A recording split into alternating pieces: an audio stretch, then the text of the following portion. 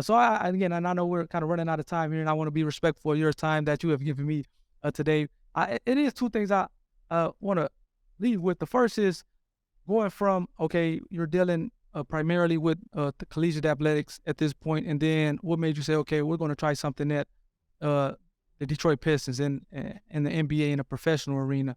I guess what was that decision, and how was your time at the Detroit Pistons? Because from what I understand, this was the DEI, the director of DEI at the Detroit Pistons. You were the first person to hold that position, so that's big. So can you talk a little bit about that and kind of how that all came about?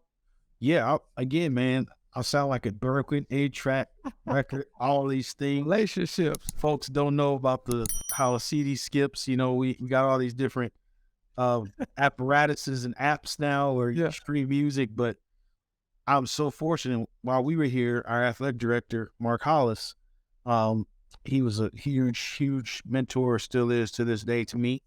And Mark, um, is pseudo, I call him this, he's the mayor of Detroit.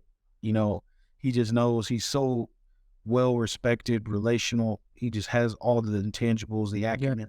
So one of the reasons I intentionally left college athletics was because I was on a relentless pursuit to be an athletic director. And I had to really stop myself and understand that I'm not running anyone else's race. I'm running Ashton's race. Okay. And once you stop and I stopped comparing myself to individuals who were getting athletic director jobs in a much younger age than I was. Yeah. Okay. I got you. I didn't have to do that. But this step at the Pistons was so critical for me because, it taught me so much. It taught me one of the missing links in the chain that I didn't have.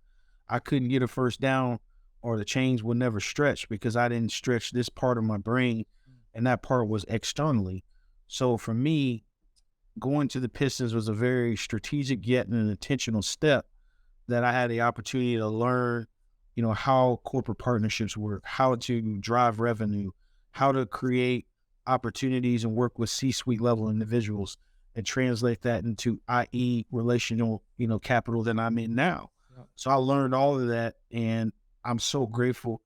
I had probably one of the best champions, outside of, and, we're in the middle of March, although we celebrate Women's Empowerment Month outside of March. Yeah. And 2 times over, Right. International Women's Day is on Wednesday.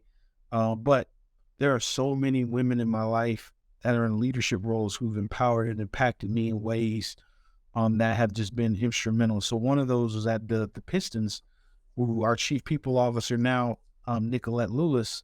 I learned so much from her. And one of the things I learned is how you really take ownership and treat your people, and how to establish a culture that's unbelievable. Gotcha. And one of the things that she taught me, I apply every single day. In fact, today was one of my colleagues' birthday, one of my direct reports, and there's a list of all the things that they like. This individual likes color, dessert, you name it, coffee, so Yeah. I knew today when her birthday was, and I knew I was coming with a cinnamon toast crunch cheesecake. Why did I do that? I did that to not only show that she's seen, Yeah. but also it's her special day. But like how you treat people, the little things matter. That's big. It's like what we go through in sport, the game of inches. Yep. It's a game of inches. Yep. And that little small gesture from me to her meant a lot, that I even remember, and I didn't get her a random something that she doesn't even care for, or it was like a last minute afterthought.